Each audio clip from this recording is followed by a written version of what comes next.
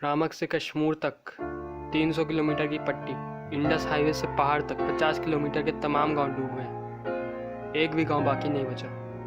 अरबों का नुकसान, सैकड़ों अमवात। तारीख का सबसे बड़ा कोहे सुलेमान का सैलाब जिसने इतनी तबाही फैलाई। 2022 का साल आफतों का साल है।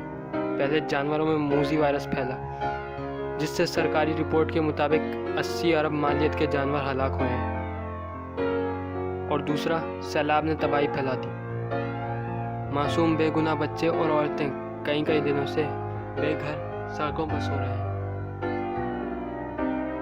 पाकिस्तान में सैलाब की तबाहकारियों को देखकर लगता है कि गालिबन इंसानी सरगर्मियां भी सैलाब में इस कदर इजाफे का बाइस बनी है। पाकिस्तानी माहिरीन माहौलियात के मुताबिक इस सैलाब से बहुत से अहम सबक सीखने चाहिए। सलीमुल्लाह, जो कि यूनाइटेड नेशन डेवलपमेंट प्रोग्राम से हैं, वह इतराफ़ करते हैं कि इतने बड़े पैमाने पर आने वाले सैलाब के लिए महज इंसानी सरगर्मियों को कसूरवार नहीं ठहराया जा सकता। इस आफत की शिद्दत इतनी ज़्यादा थी कि इसमें इंसान का किरदार 20-30% से ज़्यादा नहीं होगा, लेकिन अगर इंसान का किरदार इतना भी हो तो इससे बहुत ज़्यादा फ़र्क पड़ता है।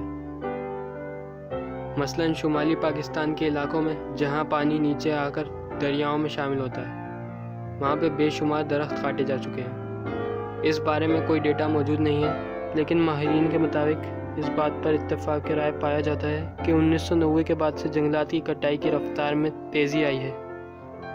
एक अंदाजे के मुताबिक पाकिस्तान का तकरीबन 5% हिस्सा जंगलात से ढका हुआ है।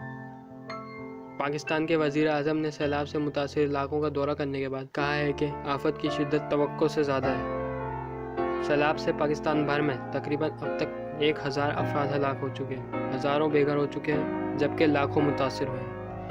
पूरी पाकिस्तानी कौम अमदादी सरगर्मियों के लिए मदद के लिए आगे बढ़ रही है, और हमें भी चाहिए कि हम लोग इनकी मदद करें।